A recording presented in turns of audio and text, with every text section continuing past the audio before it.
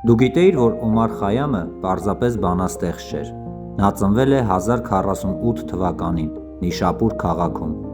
Շատերը նրան ճանաչում են իր գեղեցիկ քառյակներով, բայց իրականում նա եղել է նաև հանճարեղ մաթեմատիկոս և աստղագետ։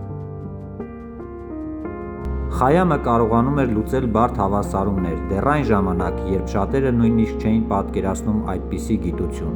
Նա մշակել է օրացույց, որը ավելի ճշգրիտ էր, քան նույնիսկ այն, ինչ մենք օգտագործում ենք այսօր։